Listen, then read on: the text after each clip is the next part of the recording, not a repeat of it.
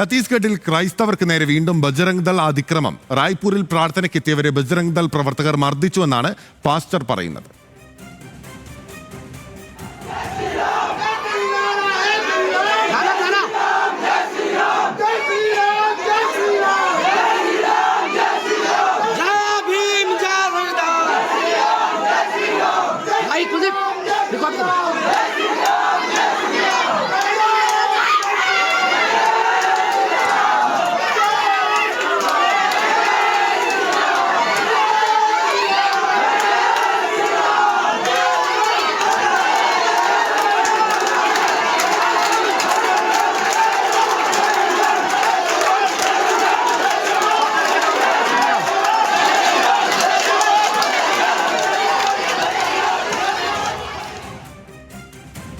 വിവരങ്ങളുമായി ശരത്ലാൽ നമുക്കൊപ്പം ചേരുകയാണ്. ശരത്ലാൽ, എപ്പോഴാണ് ഈ സംഭവം ഉണ്ടായത്?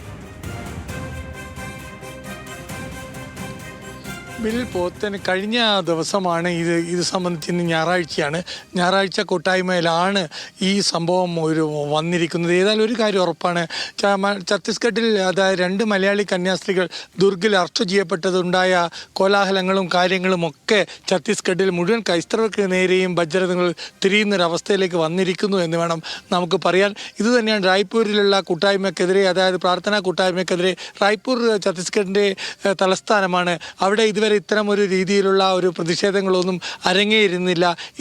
ഇത് ഇപ്പോഴൊരു കാരണം മലയാളി കന്യാസ്ത്രീ തടവിലാക്കപ്പെടും ആ വാർത്ത ഛത്തീസ്ഗഡിൽ ഉടനീളം വലിയ രീതിയിൽ പ്രചരിപ്പിക്കപ്പെടുകയും ചെയ്തതോടെ ഇപ്പോൾ ക്രൈസ്തവർക്കെതിരെയുള്ള ഒരു നീക്കം തന്നെ ബജ്രംഗ് ദൾ സംസ്ഥാന വ്യാപകമായി നടത്തുന്നത്. കഴിഞ്ഞ ദിവസം അതുപോലെ ദുർഗിൽ വളരെ വലിയ ഒരു റാലി തന്നെ നടത്തിയിരുന്നു ബജ്രംഗ് ദൾ, അതുപോലെ VHP. ഏതായാലും ഈ നിലവിലുള്ള പാസ്റ്റർമാരുടെ CSI സഭ പെന്തക്കോസ് വിഭാഗം പാസ്റ്റർമാരാണ് ഇന്നലെ ഇത്തരത്തിലുള്ള ആക്രമണത്തിന് ഇരയായിരിക്കുന്നത് എന്നാണ് നമുക്ക് ലഭിക്കുന്നത്. എന്നാൽ ഇവർ പോലീസിൽ ഇതുവരെ പരാതിപ്പെട്ടിട്ടില്ല.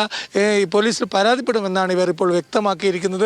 ഏതായാലും ഛത്തീസ്ഗഡിൽ ക്രിസ്ത്യൻ പാസ്റ്റർമാർക്കെതിരെ ഒരു വികാരം തന്നെ ഉണ്ട് എന്ന് നമുക്ക് പറയാതിരിക്കാൻ കഴിയില്ല. ബജ്രംഗ് ദൾ ഇക്കാര്യത്തിൽ വളരെ ശക്തമായ രീതിയിൽ ഇടപെടുകയാണ്. എവിടെ പ്രാർത്ഥനാ യോഗം നടന്നാലും അവിടെ പ്രതിഷേധം സംഘടിപ്പിക്കുക എന്ന രീതിയിലേക്ക് കാര്യങ്ങൾ എത്തി നിൽക്കുന്നു. ബിനിൽ, ശരി, താങ്ക് യു. ശരത്ലാലാണ് വിവരങ്ങളുമായി നമുക്കൊപ്പം ചേർന്നത്.